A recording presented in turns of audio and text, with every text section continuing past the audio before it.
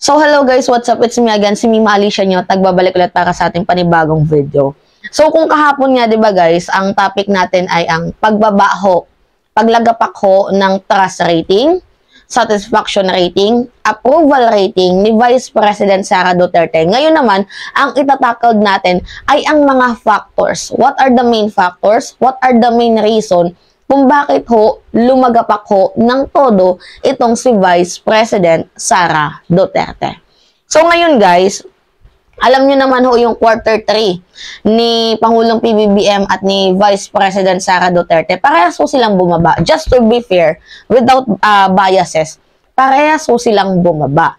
Pero ang napuruhan ho ng todo dito ay si Vice President Sara Duterte kasi ho 12% ho nationwide ang ibinaba ng approval rating, satisfaction rating, trust rating ni Vice President Sara Duterte. Sa presidente guys, there's nothing wrong if bumaba ba niyan or tumaas. Kasi sa totoong story lang naman guys, based on my experience, if tumaas yung gas, if tumaas yung presyo ng bilihin, natural yung sisi dyan sa Pangulo. Kahit worldwide ho yung problem, kahit global problem ho. Katulad ng, 'di ba, sa pandemonyo. Alam niyo naman, 'di ba, kapag tumaas ho yung cases ng mga nagkaka-vid ko ang sisi sa presidente. Tumaas ho yung fuel na ang may gitgitan dito ay yung Ukraine and Russia war. Tapos samahan pa ng Israel at ng Palestine. Ano yung sisi? Saan yung sisi kay Pangulong PBBM? Kahit po yung may mga kasalanan dito ay yung mga nagkakartel, hoarders, 'di ba? Middleman sa pagtaas ng presyo ng bigas, kanino pa din ang sisi sa presidente. So natural lamang ho na bumaba ang survey ratings ni Pangulong PBBM kasi lahat ho ng mga instances dito sa Pilipinas, lahat ho ay sisi dito sa ating Pangulo. Pero, good to hear naman guys, bumaba ang ratings ni President Ferdinand Bongbong Marcos Jr. Pero, hindi naman totally na parehas kay VP Inday. Opo, aaminin natin, si Vice President Sara Duterte, mataas ang kanyang ratings, pero mataas din po yung kanyang inilagapak.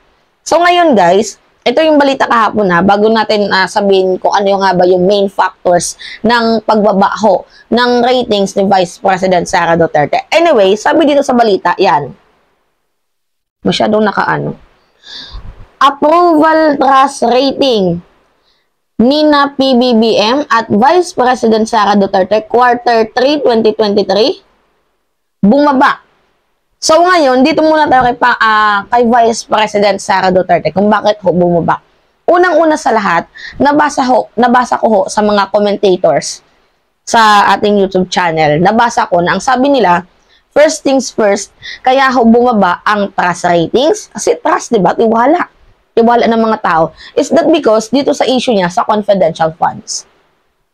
Pangalawa, ang pagiging tahimik niya sa issue sa West Philippine Sea habang tayo inookray, habang tayo ay minamaliit, binubuli nitong mga taga-China.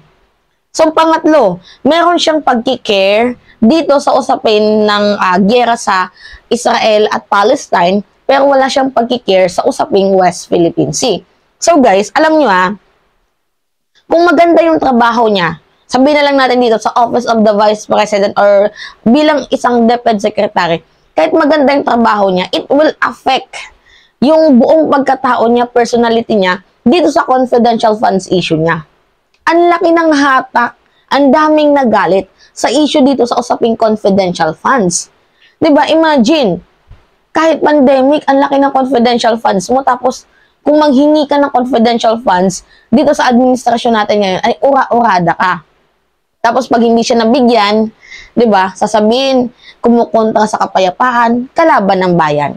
Tinatanong lamang ho ikaw, VP Inday. Tinatanong ka lamang ho namin kung para saan mo gagamitin itong confidential funds. Tapos anong sagot mo? Kami pa yung minali mo. Gumamit ka ng reverse card.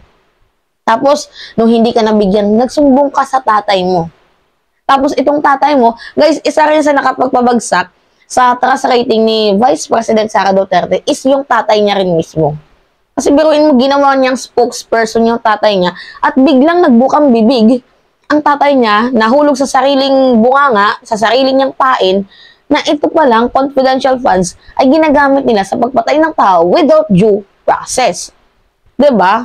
That's not tolerable. Imagine, you kill people, you kill somebody else, 'di ba? Kahit pa man anong ginagawa niyan sa buhay, you do not have a rights para patayin ng isang tao na walang due process. 'Di ba? Imagine, kahit anong grupo yan, Makabayan, Black Pamanyan, or anything else, dapat may due process yan. Hindi yan ginagamitan ng dahas. Pangalawa, yung drug war campaign ni Pangulong Duterte, hindi rin tama. Isa rin yan sa nakapagpa-apekto dito kay Vice President Sara Duterte. Kasi guys, mag-ama yan. Same concept yan sila. 'Di ba? Tapos, ito yung malala. Yung issue dito sa West Philippine Sea. Kasi hindi nagsalita eh. Kasi daw, hindi na daw sakop ng kanyang foreign policy ba yan na magsalita sa relasyon natin sa ibang bansa. Pero dito sa Hamas at Palestine, Palestine at Israel, nagsalita siya, kinukundina niya ang kaharasang ginagawa ng grupong Hamas sa pag-atake dito sa Israel. Pero yung pag-aatake sa atin ng mga Chinese, hindi niya, 'di ba? Hindi niya man lang kinukondemn. Tingnan nyo guys, sa mismong lugar niya, ang laki ng ibinaba ng kanyang trust rating. Sabi dito bumaba ho, nasa na ba yun? Muling bumaba ang approval and trust rating ni na Pangulong Bongbong Marcos Jr. at Vice President Sara Duterte. Pagdating sa ikatlong taon, ayon sa tugon ng Masa Okta Research na nilabas nitong linggo. So, base sa survey guys, mula 71%, Hunyo 2023, ay naging 65 na lamang umano yung kay Pangulong PBBM trust rating niya. Magkano yung nabawas? Iilan lamang ho? 8%. 65, 66, 67, 65, 66, 67, 68, 69, 70, 71, 6% nga lang ho yung naibawas. Samantalang kay VP Inday naman, bumaba rin naman ang trust rating ni Pangulo kung saan, ito naman ang usapin guys, sa approval rating yan kay Pangulong PBBM, ito naman is yung sa trust rating.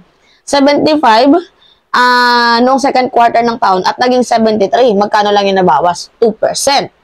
So, samantala naman, mula 82% nung Hunyo ay naging 70% umano na lamang ho ang approval ni Vice President Sara Duterte. Biruin nyo magkano yung nabawas. 70 to 82, from 82 to 70, 12%.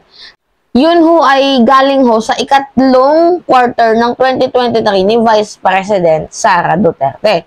So, bukod dito, 75% naman umano ang patuloy na nagtitiwala sa Vice Presidente, ngunit mas mababa pa rin ang datos na ito kung ikukumpara sa 83% na natanggap niya noong Hunyo.